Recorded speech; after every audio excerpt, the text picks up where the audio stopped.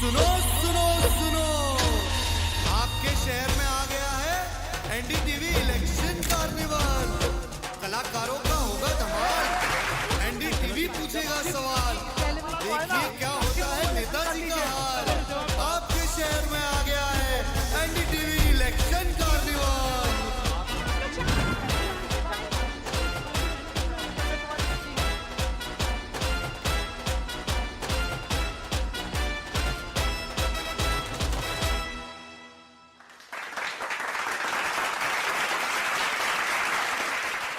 नमस्कार, आदाब। मैं हूं मारिया शकील नमस्कार, मैं हूं जितेंद्र दीक्षित और हम हैं मुंबई में।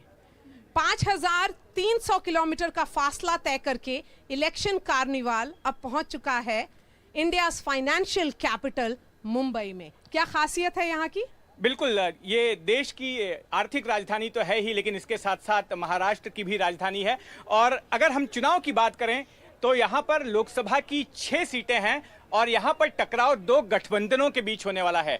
एक गठबंधन है महायुति, जो कि सत्ताधारी गठबंधन है, और दूसरा गठबंधन है महाविकास आघाड़ी, जिसमें कि उद्धव ठाकरे की शिवसेना है, शरद पवार की एनसीपी है, कांग्रेस पार्टी है, और महायुति में बीजेपी है, एकनाथ शिंदे वाली शिवसेना है और अजीत पवार वाली एनसीपी है। और जितेंद्र, यही जो 6 सीटें हैं जो आप बता रहे हैं, वो 2019 के चुनाव में 3 भाजपा ने जीता था और 3 शिवसेना ने जीता था। वो एक शिवसेना थी, 2 बटी हुई शिवसेना नहीं थी। इसीलिए ये चुनाव बहुत खास है और शायद जनता के लिए बहुत कंफ्यूजिंग भी।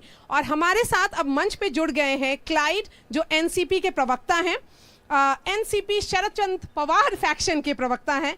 आसिफ बामला जी मंच पर हैं, स्पोक्सपर्सन है भाजपा के। आनंद दुबे जी शिवसेना उद्धव ठाकरे के फैक्शन के स्पोक्सपर्सन हैं। और उसके साथ साथ अखिलेश यादव हैं कांग्रेस से। और उससे पहले कैसे मंच सजेगा? बिल्कुल, मंच तो सज गया है, लेकिन मैं आपको बता दूं कि उम्मीद की जा रही है कि बहुत गर्मा गर्म बहस होने वाली है। यहाँ पर हमारे मेहमान भी तैयार हैं, इस तरफ ऑडियंस भी अपने सवालों के साथ तैयार है। और ऑडियंस बहुत खास है। बिल्कुल, क्योंकि ये स्टूडेंट्स हैं जो यहाँ के जो कॉलेजेस हैं। कौन कौन से कॉलेज हैं? आप कौन से? केजे सोमैया कॉलेज। केजे सोमैया। अभी आप?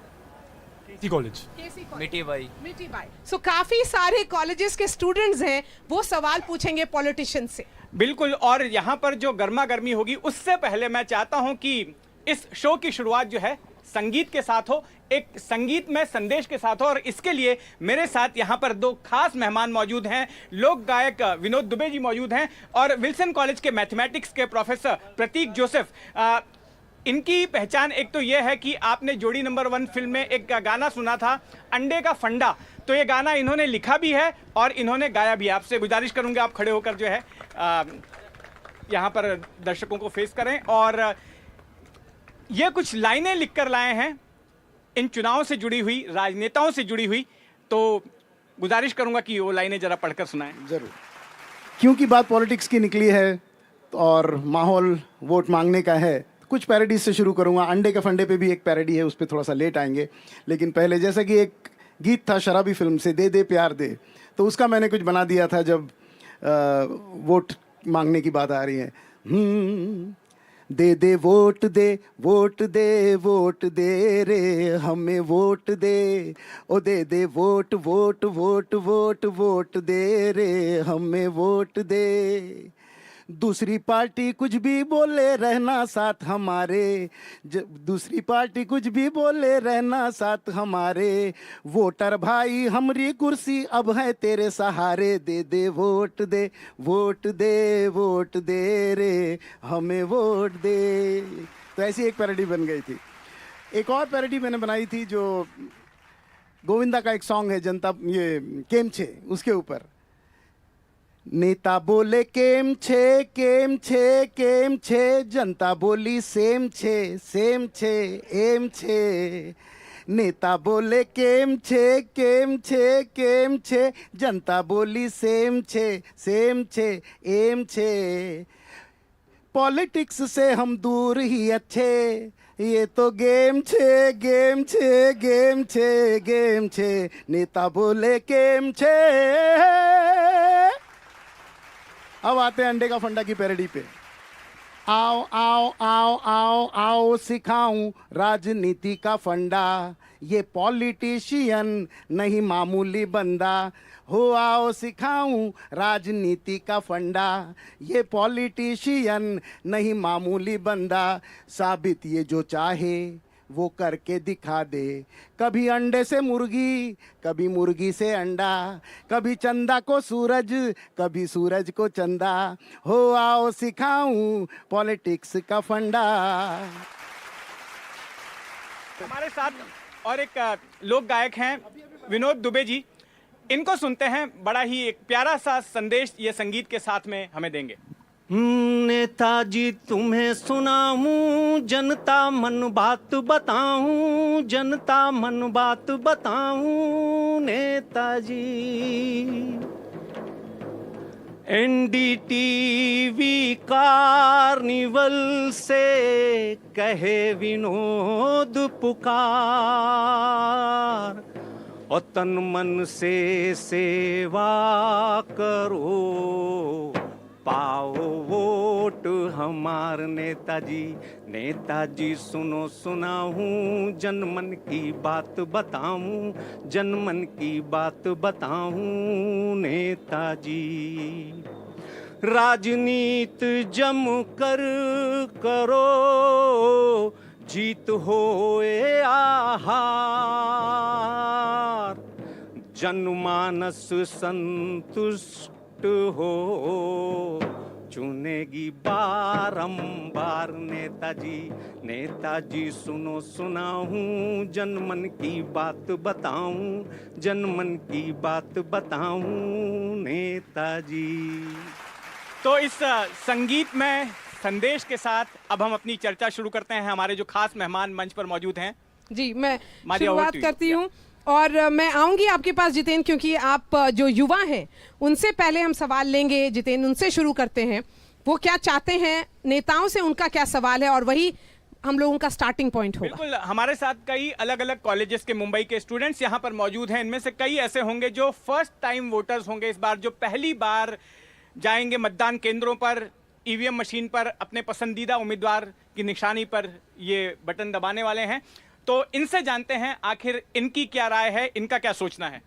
देखिए, हम मुंबई महाराष्ट्र में है ना, एक प्रॉब्लम है कि फर्स्ट टाइम वोटर्स बिल्कुल भी मोटिवेटेड नहीं है घर से बाहर निकल के वोट करने के लिए।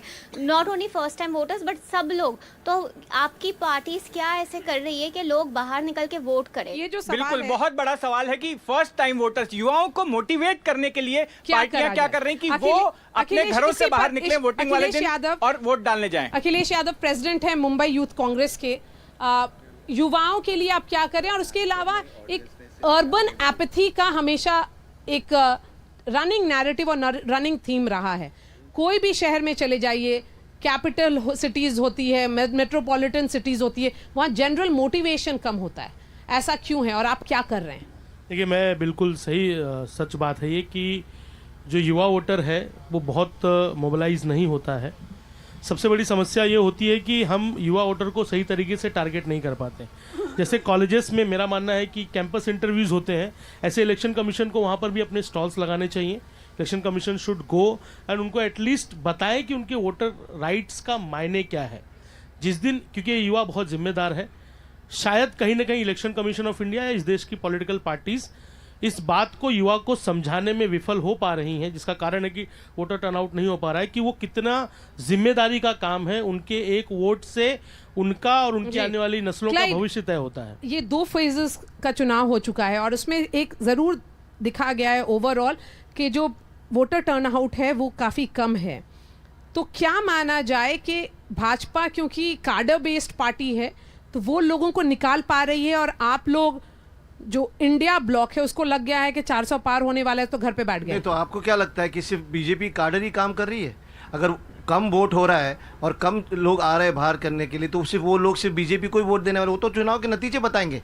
लेकिन मेरा कहने का मतलब ये है कि आप युवा की बात कर रहे हैं तो ये तो इलेक्शन कमीशन की भी जिम्मेदारी है ना, कि किस तरह से, जैसे हमारे भाई साहब ने कहा, अखिलेश जी ने, कि कॉलेजेस हो या कहीं पर भी जाकर किस तरह अपने उनके नुमाइंदे वहाँ जाकर, ये मैं तो नहीं देखता। ये तो हम सब कर रहे हैं, हमारे यूथ विंग जो है, हमारे स्टूडेंट विंग जो है, हम कॉलेजेस में जाके कहते हैं। लेकिन ये तो इलेक्शन कमीशन, चुनाव आयोग का भी एक कर्तव्य है। ये अभी तक का डेटा कोई क्लियर नहीं आ रहा है कि ये यूथ ही है या नौजवान है, वही बस घर से बाहर नहीं निकल रहे। ओवरऑल वोटर परसेंटेज कम है आसिफ बामला, ये एंथुजियाज्म की कमी दिख रही है। क्यों ऐसा क्यों लग रहा है आपको? देखिए भाजपा बहुत परेशान भी है इसके वजह से। यकीनन वोटर परसेंटेज टर्नआउट कम है, लेकिन अगर आप कहें कि योजनाएं जो इलेक्शन कमीशन करे, तो again election commission is a autonomous body, it's not govern by any. लेकिन क्या ऐसा किसी ने पूछा नहीं, ऐसा किसी ने पूछा नहीं। दीजिए ना आप, मैं ये कहना चाह रहा हूँ कि उसके लिए स्कूल्स कॉलेजेस में इन्होंने योजना की। हम तो मैं सिर्फ, चूंकि मैं बांद्रा से आ रहा हूँ उस जिले से, तो जिला स्तर पर कलेक्टर ने बुलाया। इनफैक्ट 1 मई को उन्होंने एक साइकिल रैली रखी फॉर नौजवानों को, to encourage them and to ensure that they come। लेकिन अगर वोट रजिस्टर ही नहीं हुआ है तो कहाँ जाके वोट करेंगे?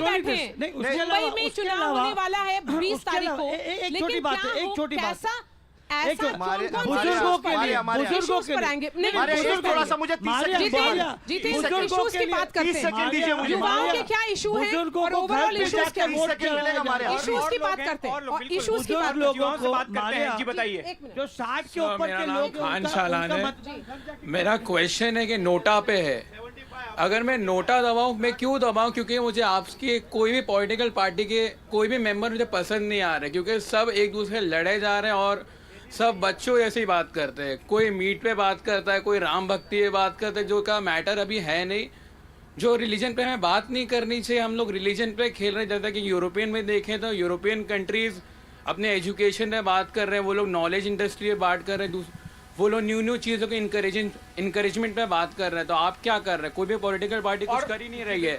और लोगों से सवाल लेते हैं, और भी लोग हैं उनसे सवाल लेते हैं। जी, आप जो बोलते हो वोटिंग परसेंटेज का, अगर वोट भी देते हैं तो कैंडिडेट दूसरी पार्टी में चले जाते हैं, तो वोट देने का क्या सेंस है? इसीलिए जो वोटर्स है वो वोट देना नहीं चाहते कोई पार्टी को। जी बिल्कुल। तो आप पहले जवाब ले लेते हैं। उद्धव ठाकरे जी ने चुनाव हमसे लड़ा, हमारे साथ लड़ा, भारतीय जनता पार्टी के साथ, और दुर्दैव और मतदान भी हमारे हक में हुआ। इसीलिए आपने 40 लोग लेके चले गए, पार्टी फोड़ा, तो आप वो भी जिम्मेदारी ले लीजिए। आनंद दुबे, आप जिम्मेदारी ले लीजिए। आपने पार्टी फोड़ा और आप चले गए कांग्रेस के साथ। उद्धव ठाकरे बाला साहब ठाकरे ये आरोप लग रहा है कि उन्होंने विश्वासघात किया, उन्होंने विश्वासघात उसके बाद आप चले हमारे गए। खंजीर चलिए मोदी जी का फोटो दिखा के चुनाव जीता, आपने, हाँ, सीटें लाई और बाद में जीतने के बाद वो हो गए विलीन कांग्रेस के साथ। आनंद दुबे, तो ये तो सही बात आपने अच्छी बात बोली। मैं आपका सब लोग इनके लिए तालियां बजाएं। सही बात है आनंद दुबे, और ये हुआ था, और इसी के लिए महाराष्ट्र जो है पीछे के 5 साल, और इसीलिए इस बार लोग की जनता जो है भारतीय जनता पार्टी, शिवसेना और राष्ट्रवादी को चुन के लाएगी। आप देखिएगा जी मारिया जी, बिल्कुल मारिया जी, 100%। चलिए आनंद दुबे जी, जितेंद्र भाई और मारिया जी, सबसे पहले आपका मुंबई में स्वागत है। आपने वादा नहीं रखा, मैं वादा रखता आपके हूं। एनडीटीवी इलेक्शन कार्निवल का मुंबई में हम दिल से बहुत स्वागत करते हैं। गीत संगीत से शुरुआत हुई है मारिया जी, तो 10 सेकंड मैं भी गीत गाऊंगा। हमारी पार्टी का चुनाव चिन्ह है मशाल, जो करने वाली है कमाल, तब हो जाएगा धमाल, क्योंकि जीत होगी विशाल और 4 जून को उड़ेगा गुलाल। ऐसे ही, क्योंकि संगीत से बात हुई तो मैंने संगीत में बात की। हम भी यहाँ होंगे। अब शांत हो जाइए, होगा शांत हो जाइए, किसे होगा मलाल, अब ये देश की जनता जानेगी। आप हो जाएंगे बेहाल, शांत हो जाइए। सुनिए, अभी 2019 में विधानसभा का चुनाव जब हो रहा था, तो भारत के गृह मंत्री अमित शाह जी मातोश्री आए। आदरणीय उद्धव ठाकरे जी के साथ बाला साहब ठाकरे जी, जो हमारे देवता हैं, उनके कमरे में बैठकर बात होती है कि हम और आप आधे आधे पर समझौता करेंगे और सरकार चलाएंगे। जैसे ही चुनाव का रिजल्ट आता है वो मुकर जाते हैं। तो आप बताइए कि बाला साहब ठाकरे जी के लिए अगर उनके दिल में सम्मान नहीं, तो इनका सम्मान हम कैसे करें? आपसे पूछता हूं, यहाँ नौजवान भी बैठे हैं, जनता भी बैठी है, और सावर जी के साथ क्या स्टैंड है? प्लीज जितेंद्र की बात सुन लीजिए, क्या स्टैंड है? जितेंद्र की बात सुन लीजिए। वीर सावरकर 370 पर था, शिवसेना मामला का ये क्या सवाल एक सवाल है क्या कि स्टैंड है? बंद कमरे और में उनके ऐसा बाजू में फैसला बैठे क्यों हुए लिया उनके गया सहयोगी कि कांग्रेस का सीटें क्या स्टैंड है? 50-50% बांटी जाएंगी, मुख्यमंत्री की कुर्सी जो है 50% बांटी जाएगी? ये बात जनता के सामने चुनाव प्रचार के दौरान क्यों नहीं रखी गई थी? अरे कि जब देवेंद्र अगर अब बताता हूँ, आएगी तो- अब उस पर प्रकाश डालता हूँ। यह बात करने आदरणीय अमित शाह जी स्वयं मातोश्री आए थे। मातोश्री दिल्ली नहीं गई थी, मातोश्री वो आए थे, उन्होंने बात की थी। और सुनिए,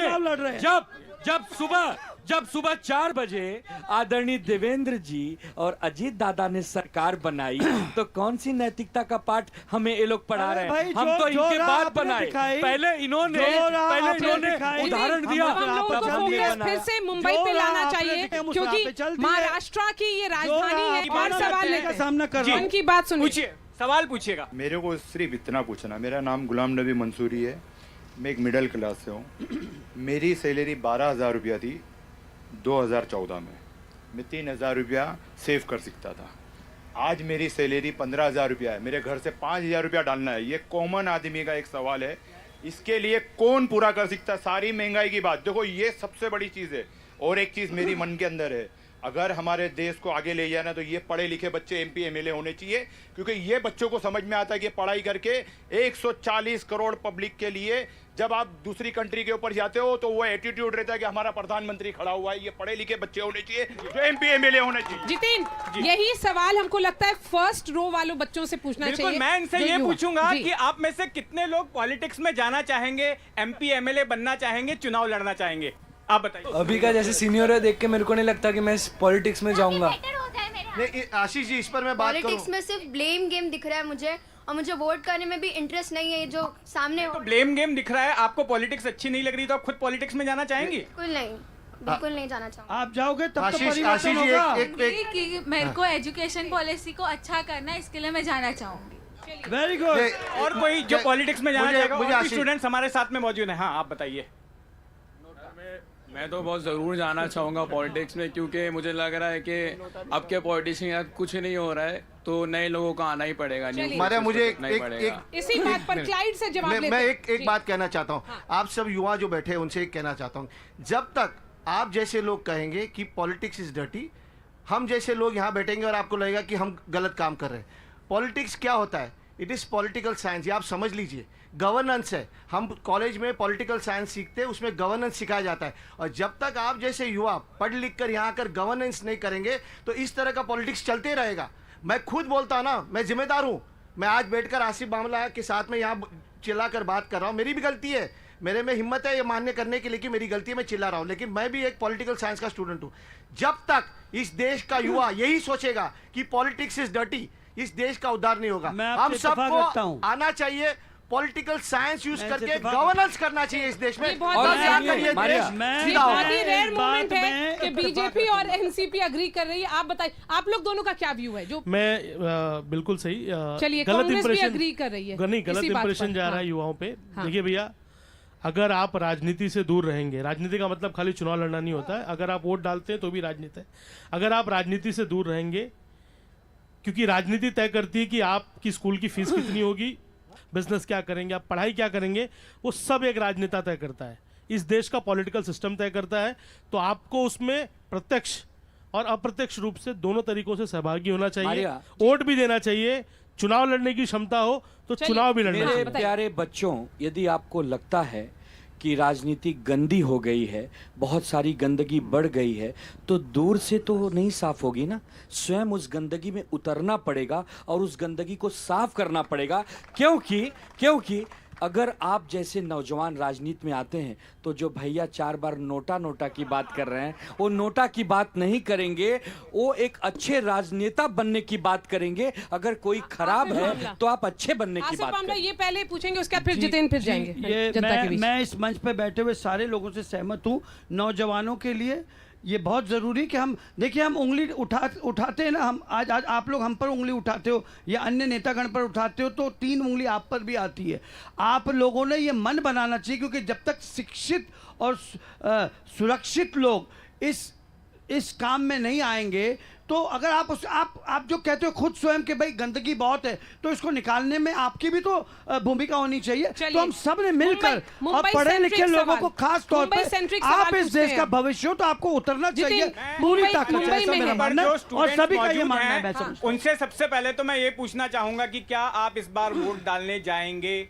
20 तारीख को मुंबई में मतदान होने वाला है। 20 और मई जो को। नोटा की बात और कर रहे हैं, आप दूसरी कृपया बात, करके वोट करिए जिसको भी करना है। आप जब वोट डालने जाएंगे तो आप क्या सोचकर वोट देंगे? आपके जहन में उस वक्त क्या होगा, ये मैं आपसे जानना चाहता हूं। बहुत ही संक्षेप में आप बताइएगा। हाँ, आप बताइए। मैं वोट करूंगा तो मैं ये सोच के वोट करूंगा कि मैं मेरा देश, आज जो मैं मेरा देश देख रहा हूँ और मैं उसको और फ्यूचर में देखना चाहता हूँ वैसा। जो लास्ट 10 इयर्स में जो डेवलपमेंट हुआ है वो वैसे ही 10x हो जाए। मैं इस बार राष्ट्रवाद को वोट करूंगा, वंशवाद को नहीं। और लोगों से जानते हैं, ये तो स्टूडेंट्स की बात हुई। अब हम मुंबई शहर की भी बात करते हैं। यहाँ पर हमारे पास कई मुंबई के नागरिक मौजूद हैं, मुंबईकर मौजूद हैं। उनसे जानेंगे कि इस शहर के लोग इन चुनाव से क्या उम्मीद रखते हैं। अगले जो जनप्रतिनिधि इनके चुने जाएंगे उनसे ये क्या इनकी अपेक्षाएं हैं, तो इनसे बात करते हैं। डेवलपमेंट की बात हो रही है तो वो डेवलपमेंट जो है वो फोकस होनी चाहिए।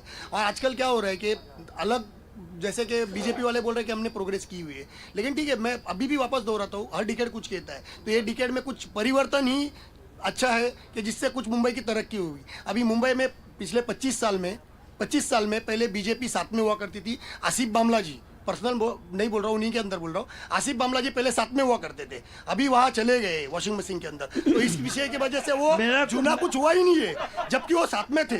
तो यही चीज उनको मुझे बोलना है कि जो हुआ है। सुन लेते हैं आसिफ बामला जी को, सुन लेते हैं जी, बताइए। देखिए, मेरे कपड़े कल भी धुले हुए थे, आज भी धुले हुए। मैं जो है मोदी जी के संकल्प को देखकर उन पर गया हूं और ये देश एक नए संकल्प की ओर बढ़ रहा है। तो हमें सिर्फ वर्गलाने वाले लोगों की बात नहीं सुननी चाहिए। और मैं ये कहूँगा अक़लियतों के लिए, सुन लीजिए आप, हमें मैं सिर्फ यही हिदायत दूंगा कि हमें अपने कामों को अंजाम देना है। तो जो पार्टी सरकार में, आज आप देखिएगा तुष्टिकर, आज नल से जल जो योजना मोदी जी ला रहे हैं उसमें हिंदू का भी फायदा, मुस्लिम का भी। ये जो आप मुंबई में आप जो ब्रिजेस देख रहे हो, आपके नेता जो हमारे प्रधानमंत्री हैं, सिर्फ अक़लियत को फायदा होगा क्यों कहते हैं? मेरा सवाल है, सिर्फ अक़लियत को फायदा होगा क्यों कहते हैं प्रधानमंत्री? आज ये जो ब्रिजेस बने हुए आपके नेता मोदी जी सिर्फ अक़लियत को फायदा होगा क्यों कहते हैं? आज जो इंफ्रास्ट्रक्चर है मुंबई शहर का, मोदी जी आपसे सीख लें, हिंदू का होगा। आज ये जो इंफ्रास्ट्रक्चर है उसका फायदा हिंदुओं को होगा तो मुसलमानों को भी होगा।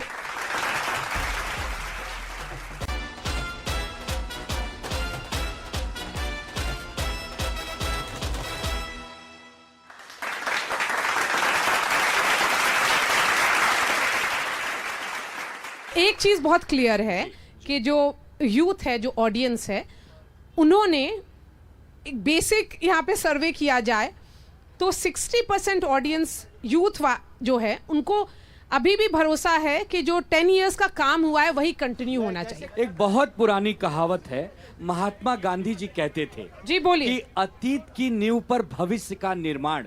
ये जो 10 सालों में आपको काम दिख रहे हैं, इसको बनाने के लिए पिछले 50 सालों के काम को मत भूलना मेरे बच्चों। अगर 50 सालों में इस भारत की नींव मजबूत नहीं होती तो क्या आप कोई काम करते? यदि आप कांग्रेस से क्या कोई काम कर पाते? आप लोगों पे हमेशा आरोप लगता रहा है कि आप जोड़ तोड़ की राजनीति करते हैं। ईडी और सीबीआई, भाजपा पर आरोप है कि आपने एनसीपी को 2 गुट में बांट दिया, आपने ही शिवसेना को 2 गुट में बांट दिया। आप क्या वादा करेंगे कि जो अभी है वो आपके साथ रहेगा या फिर इनको भी बांटेंगे? मैं इस पर जवाब देना चाहूंगा, लेकिन पहले मेरी एक छोटी सी, क्योंकि देखिए क्या है, यहाँ कांग्रेस और सेना साथ बैठे ना,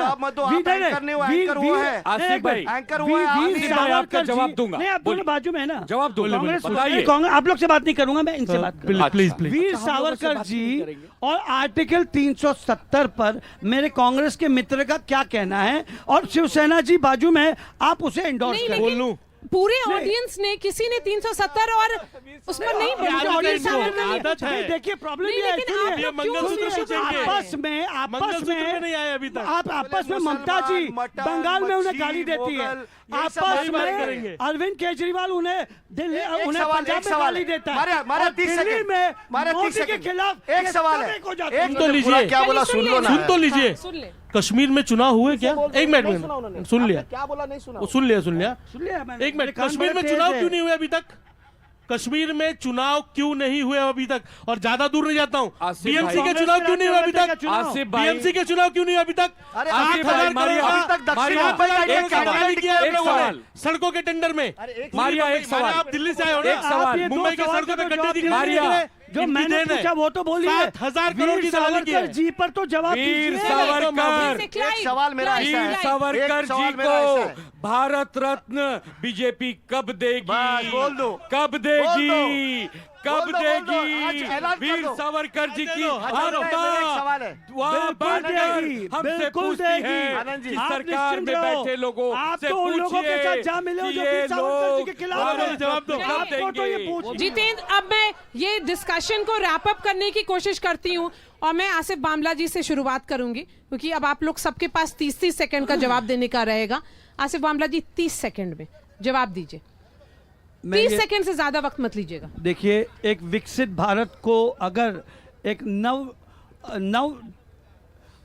चित्र देना है तो आदरणीय मोदी जी को हमें लाना होगा, और मोदी जी के जो विकसित भारत के जो ख्वाब है उसको हमें पूरा करना पड़ेगा।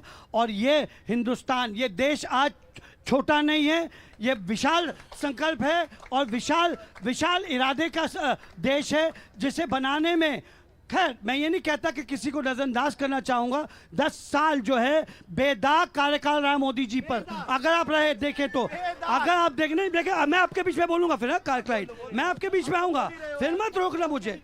10 साल बेदाग कार्यकाल रहा है मोदी जी का, और युग पुरुष बोल के पूरे विश्व में आज हम विदेश में जाते हैं तो हम देखते हैं जो आदर हिंदुस्तानी पासपोर्ट का होता है। आज पाकिस्तान कहाँ है? हर तीसरे दिन जो है बैग्स मिलती थी, रेलवे स्टेशन पे आपको मिलता था, आतंक होता था। आज देखिए आज हम पाकिस्तान को मुंह तोड़ जवाब देते हैं। क्यों? हमारे पास मोदी जैसा नेता है, एक नेतृत्व है, और आप देखोगे अगले 5 साल में 400 पार का जो ख्वाब है, एक विकसित भारत का ख्वाब है, ये पूरा होगा। और ये सारे नौजवान मेरे साथ बोलेंगे, अब की बार, ओके 30 सेकंड, अब की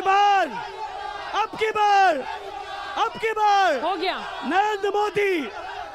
चलिए शांत हो जाएं आप लोग। ये मंच पॉलिटिकल मंच नहीं है, एक टेलीविजन चैनल का डिबेट का मंच आप है। सवाल करिए, मुझे जी मैं जवाब बोलिए, दूंगा। सवाल करिए आप। मेरा सवाल है, 30 सेकंड दे रहे हैं हम आपको इस डिस्कशन को रैप अप करने के लिए। मुंबई के लिए आपका क्या रोल? सबसे पहला नहीं, मेरा सवाल ऐसा है कि हम दक्षिण मुंबई में बैठे हैं, भाजपा को पूछिए क्या यहाँ प्रत्याशी देने वाले हैं कि नहीं देने वाले? आज 20 दिन बाकी है, उनका कोई उम्मीदवार ही नहीं है। अरे हमारा तो है ना, अरविंद सावंत जी को वोट दीजिए, दक्षिण मुंबई में हमारे नेता है। अरे तो आप अरे मेरे भाई पश्चिम में दीजिए, नहीं दक्षिण मुंबई में दीजिए ना, अमोल कीर्तिकर आप है। दे पा रहे हैं क्या? अमोल कीर्तिकर है। अरे अमोल कीर्तिकर है ना, अमोल थोड़ा स्टडी करिए आसिफ भाई। आसिफ आप भाई दीजिए ना। अखिलेश आप बोलिए। देखिए मोदी जी, एक मिनट, मोदी जी ने आखिरी भाषण कब था जब कहा था उन्होंने 400 पार? 2 फेज के इलेक्शन हो गए, मोदी जी एक मिनट, मोदी जी खुद कंफ्यूज हो गए हैं। कभी 400 कहते थे, कभी मंगलसूत्र कहते हैं, कभी मछली पे आते हैं, नहीं कभी मछली पे आते हैं, और कैंडिडेट नहीं है। मुंबई में 3 कैंडिडेट अभी तक नहीं दे पाए। हाँ, तो ये इस पर सवाल पूछूंगी। दे चुके हैं। चलिए आनंद दुबे, पढ़ाई करिए आसिफ भाई, पढ़ाई करके आइए। आनंद दुबे, बच्चे ने पूछा, मोदी जी पर बात की।